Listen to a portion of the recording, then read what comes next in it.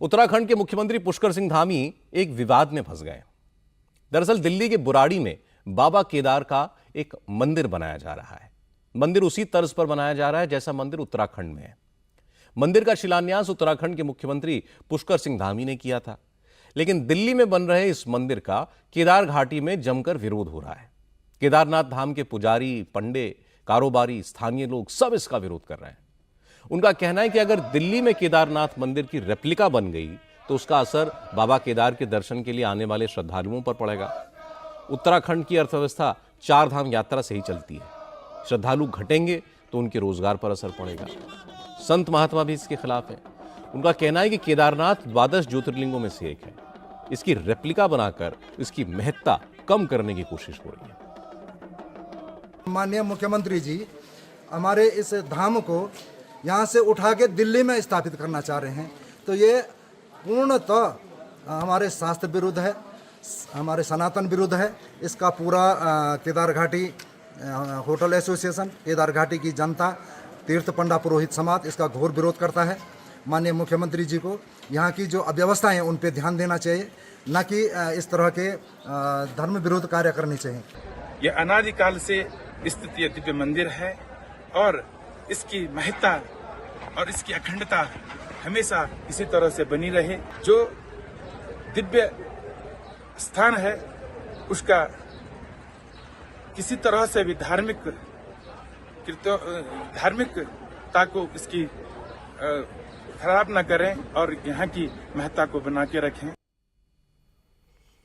ज्योतिर्मठ के शंकराचार्य स्वामी अभिमुक्तेश्वरानंद ने दिल्ली में केदारनाथ मंदिर बनाने को धर्म विरोधी करार दिया है।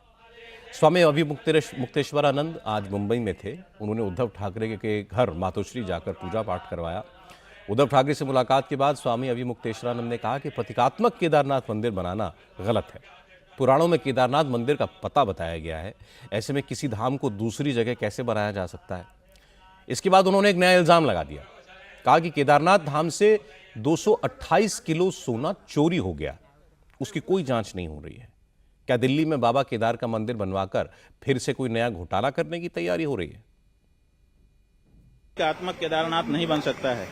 हमारे यहाँ शिव पुराण में 12 ज्योतिर्लिंग का व्याख्यान किया गया है। बताया गया है कि 12 ज्योतिर्लिंग होते हैं।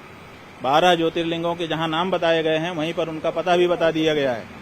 और ये कहा गया है जैसे सौराष्ट्रे सोमनाथम, पहले कहा सौराष्ट्र माने पता, उसके बाद कहा सोमनाथ। उसी तरह से केदारम हिमवत पृष्ठे, जो केदार है वो हिमालय के पृष्ठभाग में है, माने हिमालय में केदार है।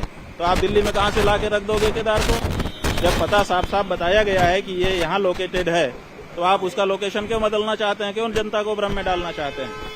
आप भगवान के 1000 नाम है, किसी नाम से स्थापना करके पूजा करिए, लेकिन केदारनाथ धाम दिल्ली में बनेगा, ये अनधिकार चेष्टा है और ये नहीं होना चाहिए। जो हमारे धर्म स्थान है वहाँ पर राजनीति वाले प्रवेश कर रहे हैं और अब हमारे धर्म स्थान में जहाँ प्रवेश करने में दिक्कत हो रही है, आप केदारनाथ में देखिए 228 किलो सोने का घोटाला हो गया। तो जब वहाँ पर घोटाला हो गया तो अब आप दिल्ली में केदारनाथ बना लोगे, वहाँ पर फिर दूसरा घोटाला करोगे। 228 किलो सोना केदारनाथ से गायब कर दिया गया। आज तक कोई जांच तक नहीं बैठाई गई। 228 किलो सोना का घोटाला केदारनाथ में हो गया।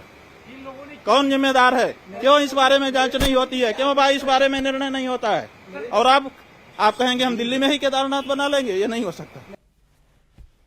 चूंकि चीफ मिनिस्टर पुष्कर सिंह धामी ने दिल्ली में बन रहे केदारनाथ मंदिर का शिलान्यास किया था, इसलिए इस विवाद को सियासी रंग दे दिया गया। शंकराचार्य ने बयान दे दिया। केदार घाटी के लोग और केदारनाथ के पुजारी विरोध पर उतर आए। तो आज बद्री केदार मंदिर समिति के अध्यक्ष अजयेंद्र अजय ने इस पर सफाई दी। उन्होंने कहा कि दिल्ली में बन रहे मंदिर का उत्तराखंड सरकार से कोई लेना देना नहीं है। मुख्यमंत्री इस कार्यक्रम में सिर्फ इसलिए आए थे क्योंकि संतों और जनप्रतिनिधियों ने उन्हें वहां आने का न्योता दिया था।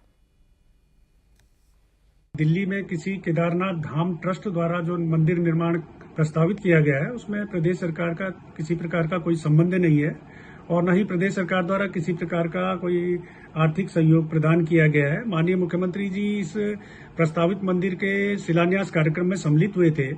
इसके लिए माननीय मुख्यमंत्री जी से कुछ साधु संतों ने, कुछ जनप्रतिनिधिगणों ने अनुरोध किया था और माननीय मुख्यमंत्री जी एक धार्मिक कार्यक्रम के नाते इस समारोह में वो सम्मिलित हुए थे, लेकिन प्रदेश सरकार का इस मंदिर के निर्माण से किसी प्रकार का कोई संबंध नहीं है। चार धाम की रेप्लिका कई जगह बनी हुई है, 12 ज्योतिर्लिंग की रेप्लिका भी है। क्या इससे चार धाम या ज्योतिर्लिंगों का महत्व कम हो गया? क्या लोगों की आस्था कम हो गई? असल में यह विवाद सियासी है। चूंकि केदारनाथ में बाई इलेक्शन होना है, इसलिए चुनाव से पहले दिल्ली में केदारनाथ मंदिर बनाने को सियासी रंग दिया जा रहा है। इसका आस्था से कोई लेना देना नहीं है।